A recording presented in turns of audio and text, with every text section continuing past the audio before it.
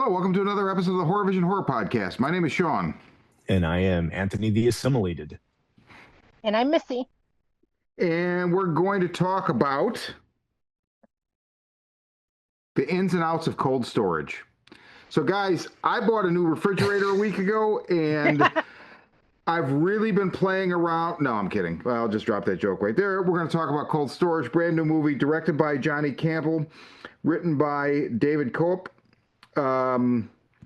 starring Joe Carey, Georgina Campbell, Liam Neeson, Leslie Manville, Sosie Bacon, Carl from Aqua Teen Hunger Force. I thought that was great casting. Honestly, it's good to see Carl out, you know.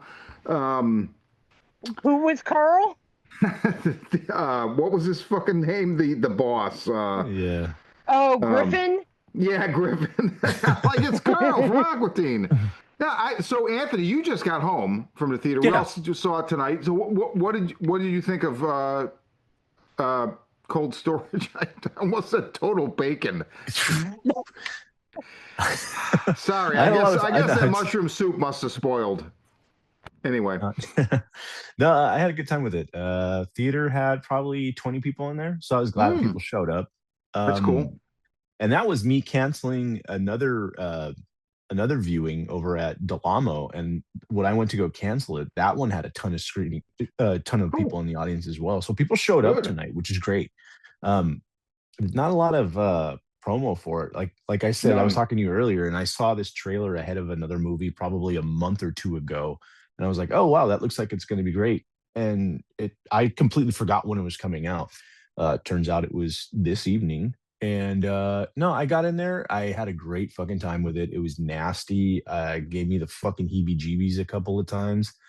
There's a few decent jumps in there, and you know, all I wanted out of this movie was to have fun, and I got that. And I'm not going to say it's as good as Slither, but it's in that vein of like horror comedy that you can really, you know, that gorehounds will, you know, have a good time with. It was fucking great. I really enjoyed it. I loved it. I loved it. I had a really good time, man. Nice. Missy, how about you? How did you take to there it is again, Cold Storage. Good Cold God. Storage. My theater it only had one showing of it, and it only has one showing tomorrow, but my theater was pretty full too, and I had a good crowd. There were when you see one of the zombies, there was somebody who, like, everybody cracked up when they said, "Hey, it's COVID. He's got COVID." It's like the whole audience was just roaring. But I thought it was a blast, and I had seen the trailer before something a little bit ago too, and I love Joe Carey from Stranger Things, so I was in right off the bat. But I mean, I really liked the two lead characters, and Joe Carey and the chick from Barbarian. They had good chemistry. They were fun. It was a little slow to get rolling in the beginning. But once we got to the storage facility with them, I was interested. I was in, and all I wanted was to have a good time. And it is. It's gooey and gory, and I mean, I don't love all the CGI, but fuck it, it's fun. It was a fun movie. And there was some practical too. So I think it was more CGI than practical, but I think it was a mix, and I know what you mean. There was some CGI that I was like, but also it's fine. It was fine. Yeah, it didn't take away from my enjoyment of the film. No.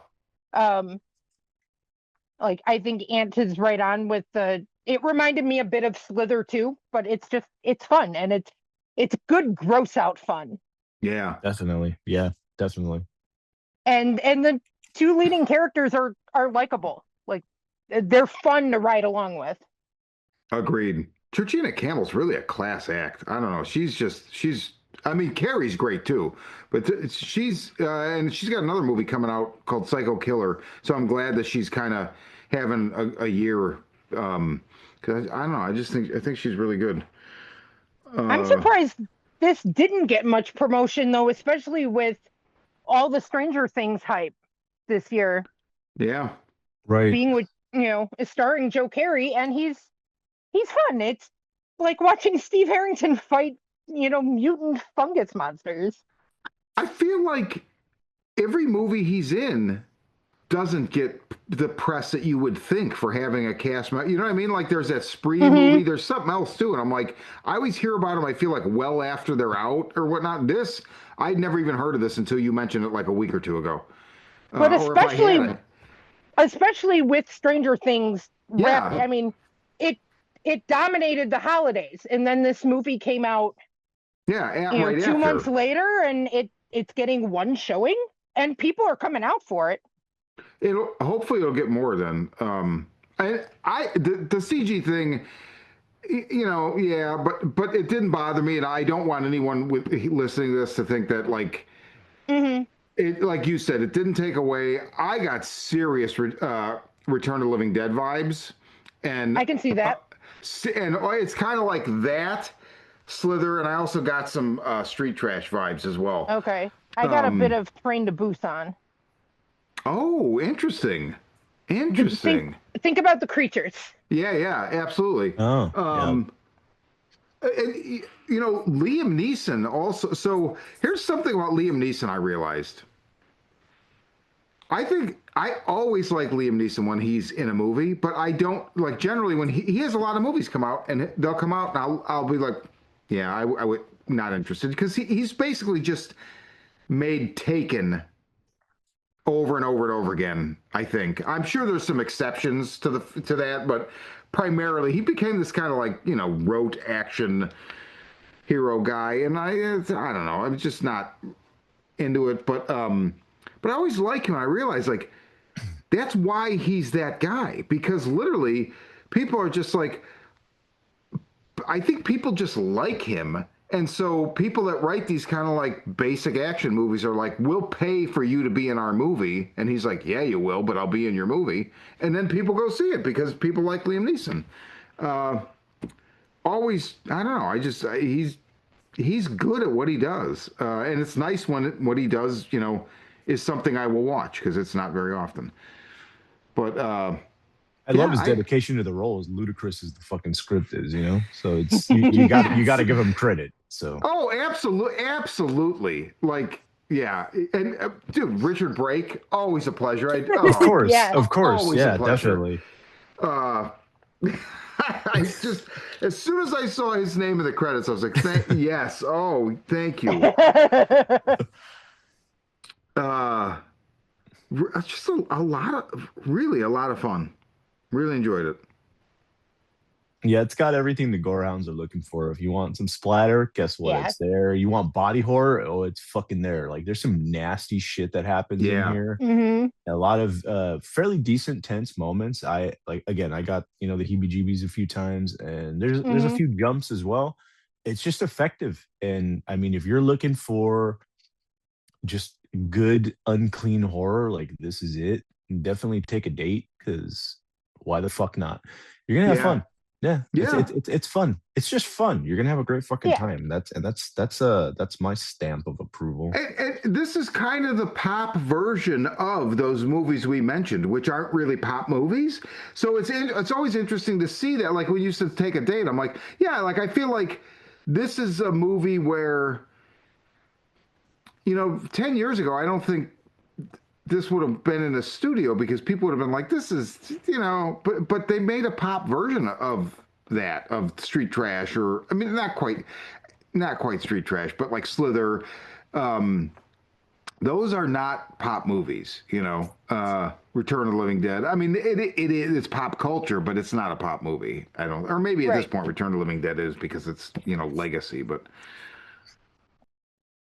But yeah, the Return of the Living Dead stuff, that was I got that immediately from watching the trailer the first time. I was like, okay, cool. I see what they're doing here. And yes, they're treading, old tropes, but I mean, yeah, but it's not who cares? Yeah, obnoxious. it's It's yeah, not and it's not obnoxious. yeah, it's not so in your face that you're like, this is No. just stupid. That's not the case. And I feel like there's even a few intentional nods in there, and Yeah, it just works. It just it works. does. It does. It's not ostentatious. I didn't feel like it was, it didn't annoy me.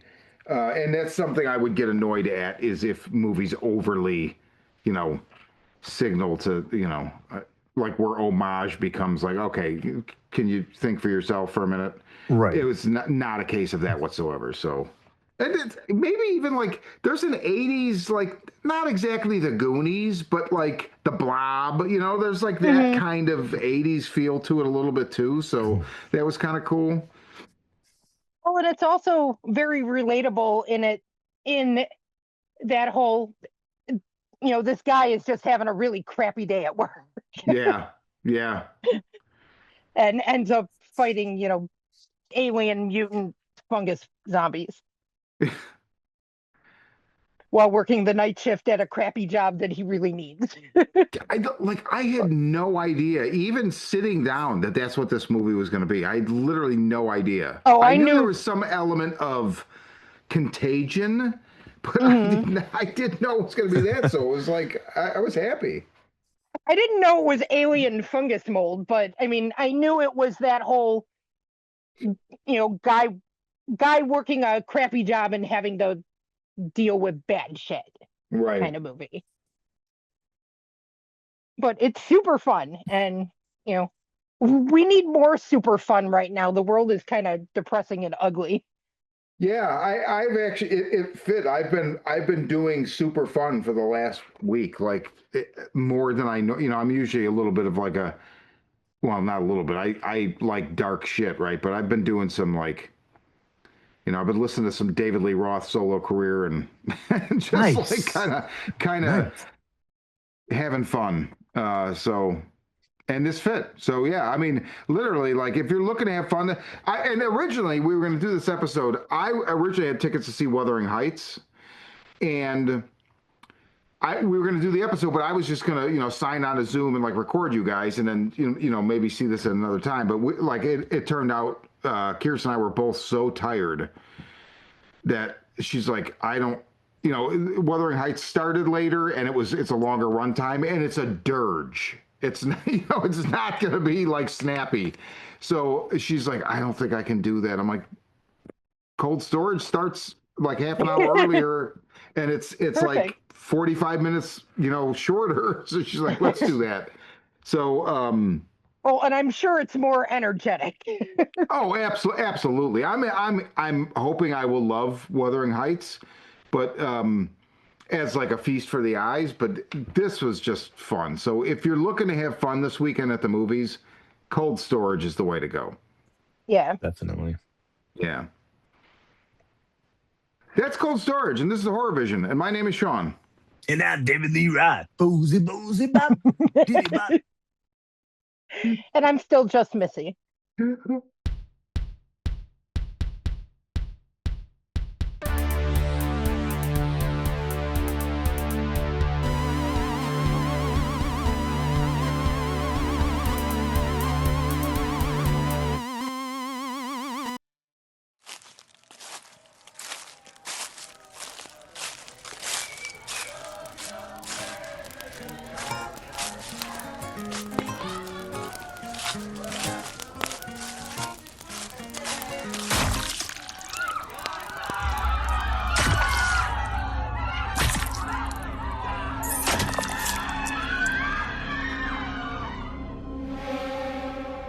When incoming high school senior Lisa McCready's boyfriend and classmates are brutally murdered at a party in the woods, the quiet suburban community of Sundown Hills transforms into a paranoid nightmare. Betrayal, corruption, and dark family secrets push Lisa dead center into a burgeoning class war where rival millionaires plot to steal the town's future between reliance on big oil and the incoming age of legalized weed, electric cars, and social conscience. As she struggles for answers, the killings continue, and Lisa finds the world she knew is little more than a lie to placate the masses and keep a satanic 1% in power. From the demented mind of Sean C. Baker, author of Murder Virus, A Collection of Desires, and Volume 4, comes Black Gloves and Broken Hearts, Teenage Giallo Mystery,